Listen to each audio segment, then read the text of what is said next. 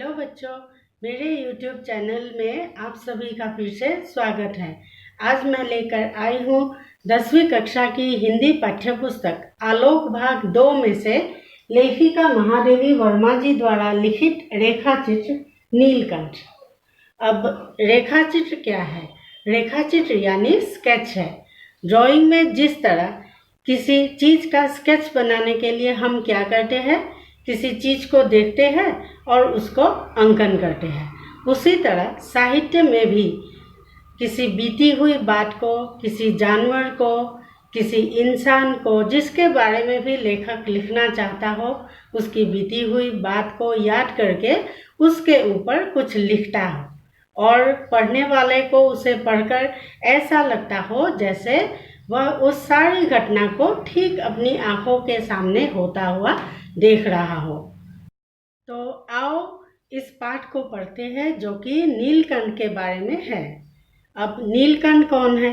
नीलकंठ तो वैसे भगवान शिव जी का भी नाम होता है, जिन्होंने विष पिया था जिसके कारण उनका कंठ नीला पड़ गया था, इसलिए उनका नाम पड़ा नीलकंठ।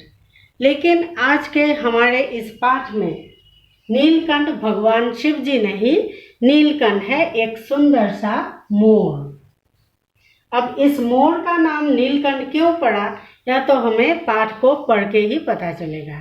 तो आओ आगे बढ़ते हैं। बच्चों, क्या आप लोगों को पशु या पक्षी अच्छे लगते हैं? मुझे तो पक्षी बड़े अच्छे लगते हैं जो मनुष्य की बोली बोलते हैं। आज के हमारे इस पाठ में लेखिका महादेवी वर्मा जी को भी पशु पक्षियों से बहुत लगाव है। उन्होंने अपने घर में कुछ पशु पक्षी पाल रखे हैं। उनमें से सबसे अलग, सबसे विशेष पक्षी नीलकंठ की विशेषता ने उन्हें विशेष रूप से प्रभावित किया। एक बार लेखिका अपने किसी रिश्तेदार को स्टेशन पहुंचाकर लौट रही होती है, तो अचानक से उन्हें याद आता है पशु पक्षी बेचने वाले दुकानदार बड़े मियाँ का। वह ड्राइवर को बड़े मियाँ की दुकान के पास ले जाने को कहती है। जैसे ही लेखिका वहां पहुंचती है, बड़े मियाँ कहने लगते हैं। बड़े मियाँ बहुत ज़्यादा बातें बोलते थे, तो लेखिका ने उनके भाषण की तुलना तूफान मेल से की है। वह जब बोलते थे तो बोलते ही रहते थे। सुनने वाला थककर जहां उन्हें रोक देता था वहीं स्टेशन मान लिया जाता था।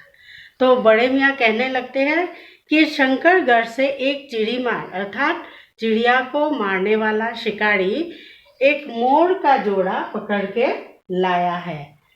मोर के पंजों से दवा बनती है, तो कुछ लोग इसे खरीदने आए थे, लेकिन बड़े मियाँ ने उन्हें नहीं बेचा और बड़े मियाँ ने कहा कि मैंने खुद उस चिड़ीमार को मोर के 30 रुपये देकर खरीद लिए और किसी को नहीं बेचा, क्योंकि वे कह रहे हैं कि मैं कैसे इतने सुंदर पक्षी को किसी को मारने के लिए बेच दूं।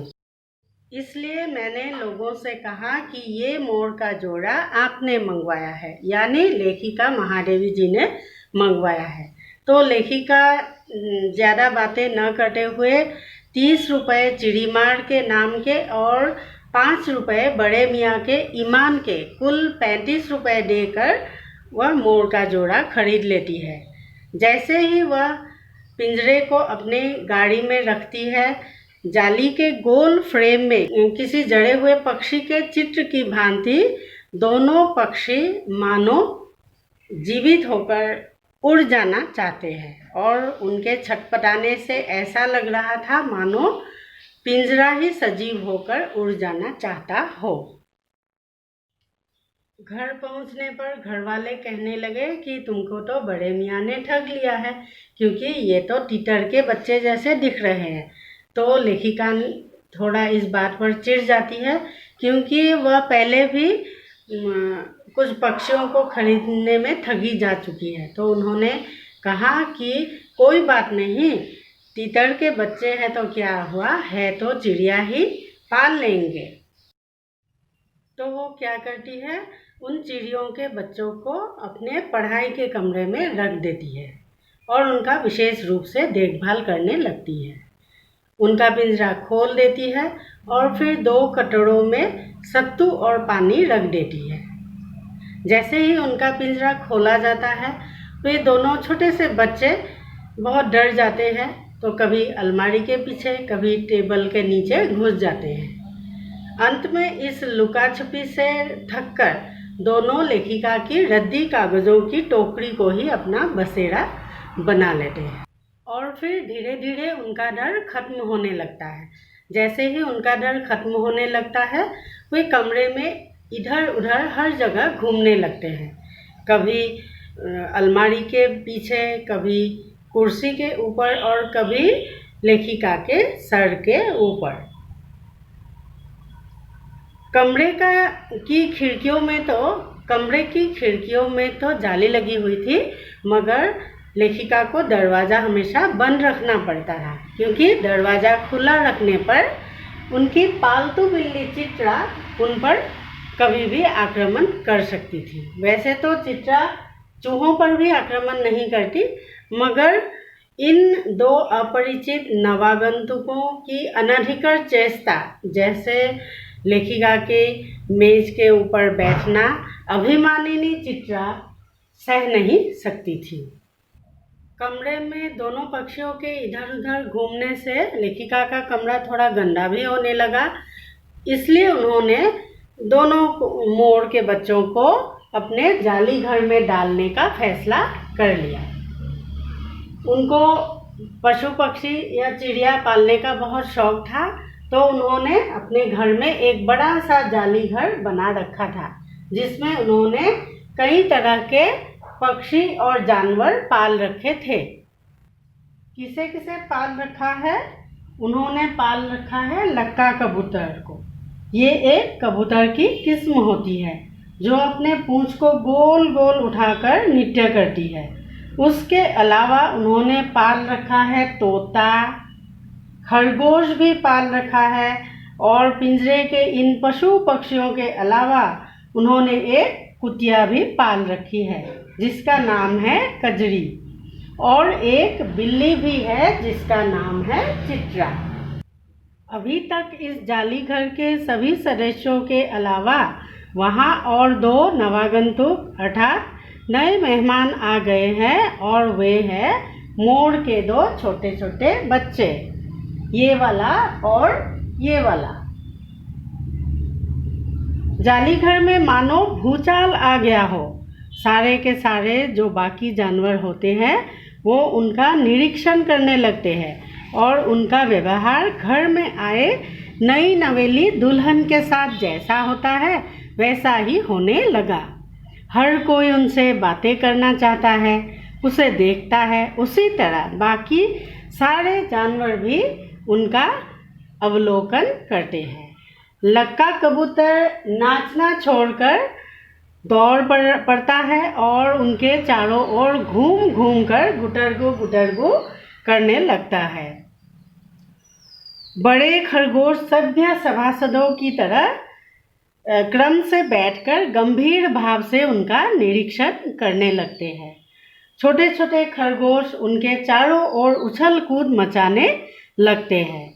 तोते मानो भली भांति देखने के लिए एक आंख बंद करके उनका परीक्षण करने लगते हैं। ये जो मोरनी है इसका परिचय अब हम नहीं देंगे क्योंकि यह अभी तक जाली घर में नहीं आई है। अब क्या होता है कि धीरे धीरे मोर के दोनों बच्चे बड़े होने लगते हैं। मोर का विकास कैसे होता है ये बताते हैं। मोर के सिर की कलगी और भी सघन घनी हो गई, ऊंची और चमकीली हो गई। चोंच जो थी वो तीखी और पैनी हो गई। गोल आँखों में मानो इंद्रनील की नीलाभ झलकने लगी। उसकी गर्दन लंबी हो गई और उसकी गर्दन पे धूप छाई तरंगी रंग दिखाई देने लगी। यानी धूप में देखो तो उसकी गर्दन पे कुछ अलग रंग दिखाई देता है और छाया में देखो तो अलग से रंग दिखाई देते हैं। उसके बाद उसके जो पंख थे उनमें सफ़ेद और सलेटी रंग के ऐसे गोल गोल आलेखन बनने लगे। इसके बाद उसकी जो पूंछ थी वो लंबी हो गई और उसमें ऐसे गोल गोल से चंद्रिकाएं इंद्रधनुषी रंग जैसे आलेखन बनने लगे, क्योंकि मोर पंख तो इसकी पूंछ का ही होता है ना। मोर बहुत सुंदर दिखाई देने लगा। मोर में बहुत अच्छी अच्छी भंगिमाएं थी, पोजेस देता था, जिसको देखकर लेखिका बहुत खुश हो जाती थी। जैसे उसके रंगहीन जो पैर थे, मोर वैसे तो बहुत कलरफुल होता है लेकिन उसके पैर उतने सुंदर नहीं होते, लेकिन फिर भी वह अपने रंगहीन पैरों से बहुत ज़्यादा गर्व के साथ बड़ा इठला के चलता है। लेखिका को उसकी ये गर्वीली गति की भंगिमाएं बहुत अच्छी लगती थी। उसका गर्दन ऊंची करके देखना, विशेष भंगिमा के साथ गर्दन नीची करके दाना चुगना, पानी पीना, गर्दन टेढ़ी कर शब्द सुनना आदि ये सारी बातें लेखिका को बहुत अच्छी लगती थी। अब मोरनी का विकास कैसे हुआ? मोरनी का विकास मोर के जितना चमत्कारी तो नहीं हुआ, वैसे भी मोर ज़्यादा सुंदर होते हैं, मोरनी उससे कम ही सुंदर होती है। मोरनी साइज में भी उससे छोटी ही होती है, लेकिन मोरनी के भी कलगी घनी हो गई और हवा में चंचल सी लहराने लगी। पंखों की श्याम श्वेत पत्रलेखा सहित मंथर गति की चाल से मानो वह मोर की उपयुक्त सहचारिणी मतलब परफेक्ट जोड़ी बन गई। नीली गर्दन के कारण मोर का नाम रखा गया नीलकंठ और उसकी छाया के समान रहने के कारण मोरनी का नाम रखा गया राधा। तो बच्चों, इस तरह से मोर और मोरनी का नामकरण हुआ। नीलकंठ पाठ की अगली बातों को हम पार्ट 2 के वीडियो में चर्चा करेंगे। आज का पाठ यहीं पर समाप्त हुआ।